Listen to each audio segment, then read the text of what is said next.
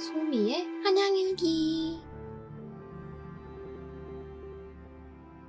안녕하세요 여러분. 모두 한 주 동안 무탈하셨는지요?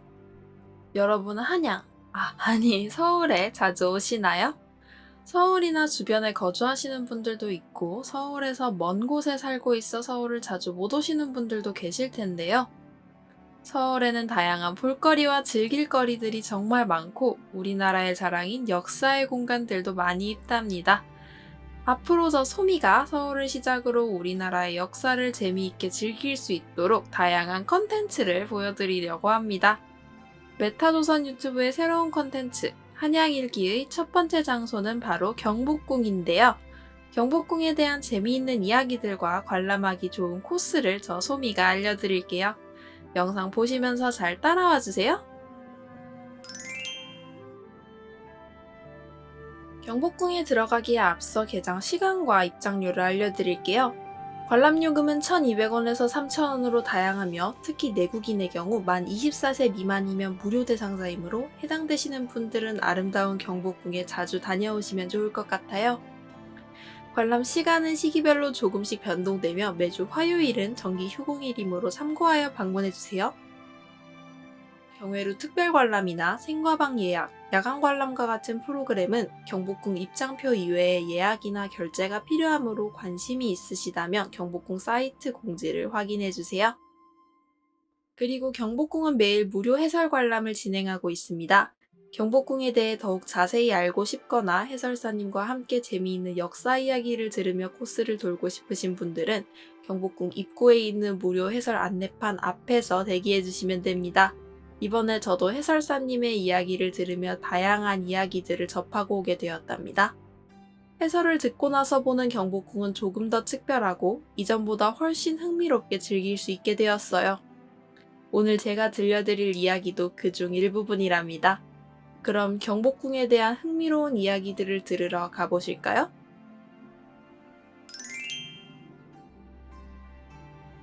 서울에는 창경궁, 창덕궁, 덕수궁, 경희궁, 경복궁 총 5개의 궁궐이 있습니다. 이 중 경복궁은 1395년에 조선시대 최초로 세워진 정궁이자 법궁입니다. 정도전이 지은 경복이라는 이름에는 새 왕조가 큰 복을 누려 번영할 것이라는 의미가 담겨 있습니다. 경복궁은 임진왜란으로 전소되고 일제강점기에 일본에 의해 의도적으로 훼손되는 등 수많은 아픔을 함께했으며 1990년도에 정부의 복원계획을 통해 2021년 기준 146개의 전각이 복원되었으며 다가오는 2045년까지는 약 205개의 전각이 완공될 예정이라고 합니다. 더 소미는 2045년에 더욱 아름다워질 경복궁의 모습이 너무나 기대되고 있답니다.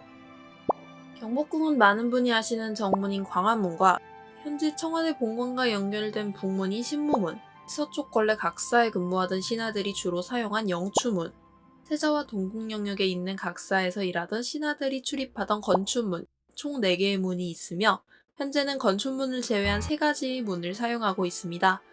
광화문 내부에서 입장권을 구매하지 못하신 분들은 각각의 문에서 바로 카드 결제 및 교통카드 결제가 가능하며 무료 관람 인원 또한 신분증 및 증명서를 이용하여 출입하실 수 있습니다.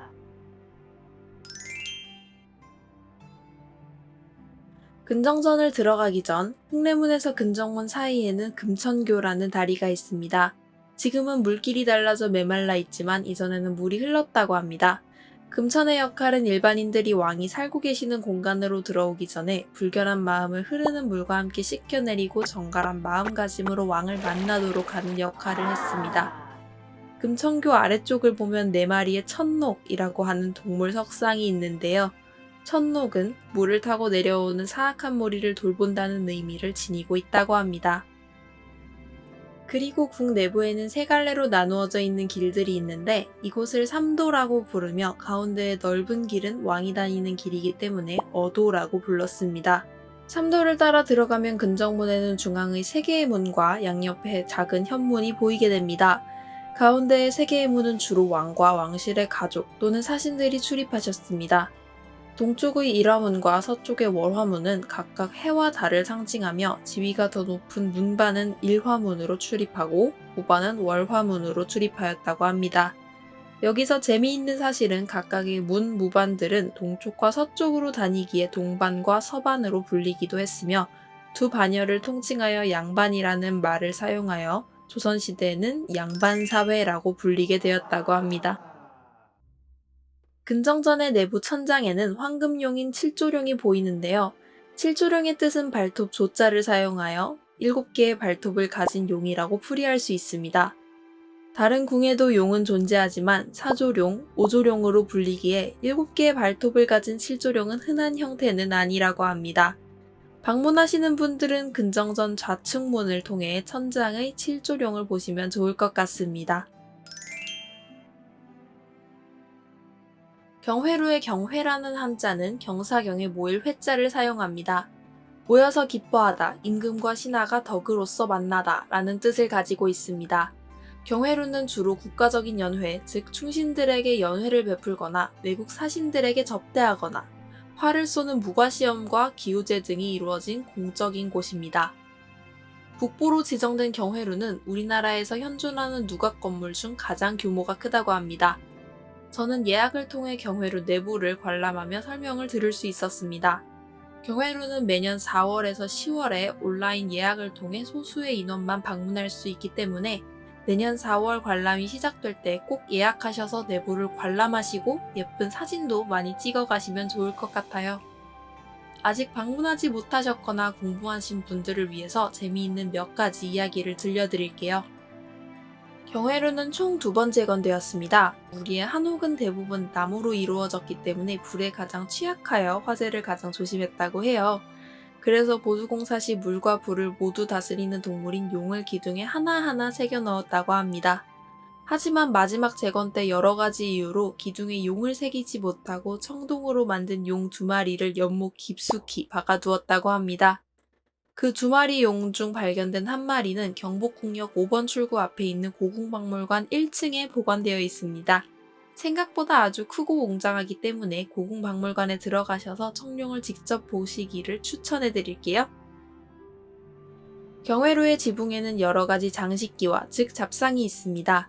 잡상은 하늘에서 내려오는 나쁜 애곤을 막아주고 화재를 예방한다고 합니다.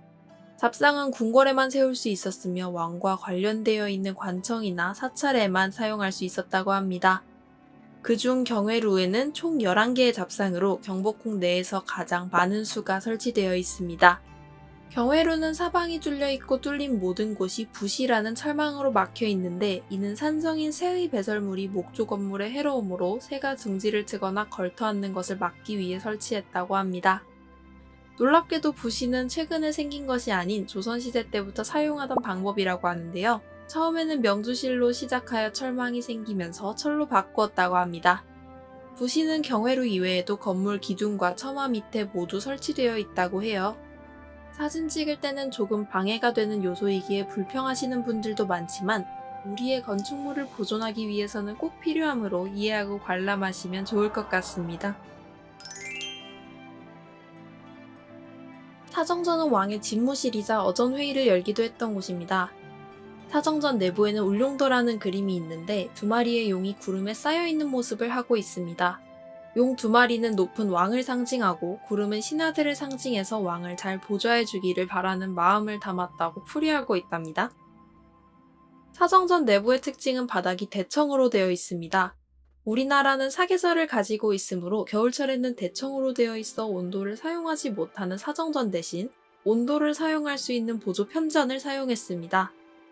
양쪽의 보조 편전의 이름은 자연의 원리와 이치를 담아 해가 뜨는 동쪽은 밝고 따뜻한 봄을 의미하며 만년의 봄을 상징한 만춘전, 서쪽은 해가 지며 하루의 일을 마감하고 거둔다는 의미의 천추전이라고 이름을 지었다고 합니다.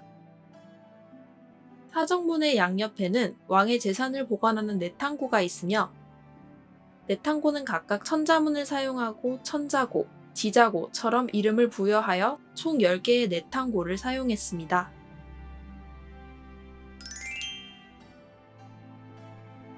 향원정이라는 정자는 향기가 널리 퍼져나간다 라는 의미를 담고 있습니다. 향원정은 조선 최초로 스케이트 시연회가 열렸던 곳으로도 유명한데요. 향원정은 정자임에도 아래층에 온돌이 설치되어 있어서 추운 겨울에도 이곳을 이용할 수 있었다고 합니다. 1800년대 후반에는 페인트를 비롯한 다양한 서양의 문물들이 들어왔으며 새로운 서양의 것들을 많이 받아들이고 사용했다고 합니다. 또한 이 향원정 연못의 물을 이용해 건천궁에서 조선 최초로 전기가 들어오기도 했다고 해요. 건천궁에 최초의 전기가 들어왔을 때는 수많은 백성이 옆에 있는 인왕산에 올라가 불이 들어오는 모습을 구경했다고 합니다. 건천궁 옆쪽에 위치한 지복제는 도서실로 쓰인 건물이며 벽돌 형태로 지어진 것이 특징입니다. 현재는 내부 관람이 가능하며 책을 읽을 수 있는 공간도 마련되어 있으므로 향원정까지 올라오신 분들은 꼭 지복제에 들리셔서 내부를 즐기다 가셨으면 좋겠습니다. 오늘은 이렇게 경복궁에 대한 재미있는 이야기들을 가지고 왔는데요. 더 많은 이야기를 하고 싶지만 그러지 못해 너무 아쉬워요. 기회가 되시는 분들은 꼭 경복궁의 무료 해설을 들어보며 더 다양한 이야기를 알아가셨으면 좋겠습니다. 그리고 경복궁 홈페이지에 가시면 다양한 프로그램들과 특별 관람에 대한 소식들이 많이 올라오니 꼭 확인해주세요. 저 소미는 다음 주 경복궁 내부와 주변 코스를 알려드리러 올게요. 모두들 구독과 좋아요, 알림 설정 부탁드려요. 그럼 안녕!